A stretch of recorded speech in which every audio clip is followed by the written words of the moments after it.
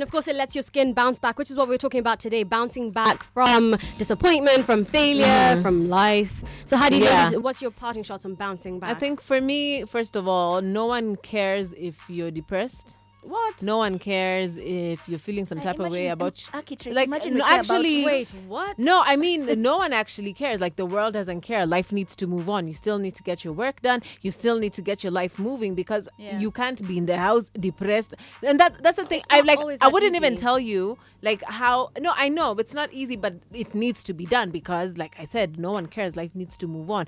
Who's going to win the Grammy? Who's going to get the next Emmy?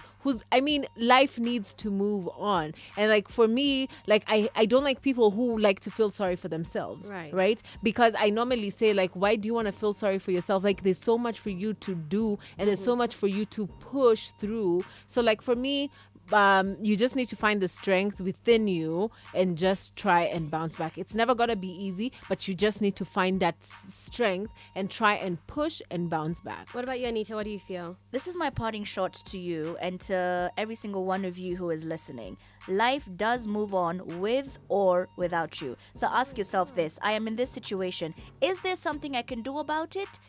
If there is, do something about it. Is there nothing I can do about it? If there's nothing you can do about it, why are you stressing? There's no point of being depressed and being down and, hiding in the house and just worrying over something that there's nothing you can do about. If there's nothing you can do about it, honey, just move on, because ultimately life is what I mean to say. You are going on the board. I'm going on the board today. Life will move on with or without you. Don't allow it to move on and you stay behind being depressed, okay? Just bounce back, get on with it, because no matter what happens, I believe God will never put you in a situation He can't see you through. I know it sounds so cliche, but it is the truth. So find a way. There's always a way. Just even if it means you have to force happiness into your life, force it, but move on. Mine is on a mental health. Look at Tracy. What the hell? Okay, mine is more on a mental health standpoint, because yes, life does move on, but for some people they're so stuck in their own mind, because it's not just a mental health problem, it's a physical and it's a chemical problem. So just telling someone to just move on might not be beneficial to those who cannot move on. Some people are really drowning in their own depression and they don't know. So I'd say to those of you who are in a mental state. I've actually been depressed, and I was telling you guys the story. Like, I went through the worst breakups, right? And I did go through a sort of depression, but then you think about it after, right? Because it did take me some time to get over it, right?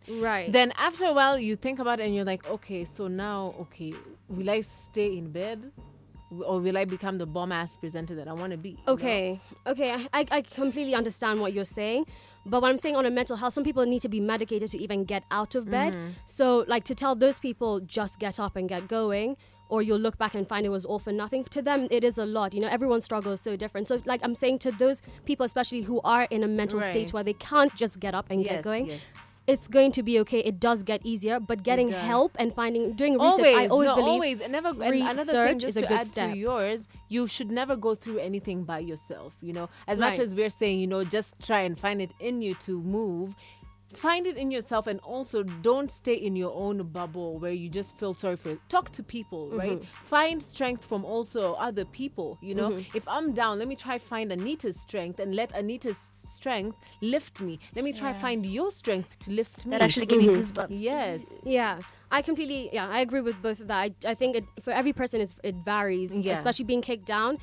And if you are the person who is kicking somebody down, you have to come to terms with who you are as well. Because you always have to think of both sides of this, right? You can't just be I believe hurt people hurt people.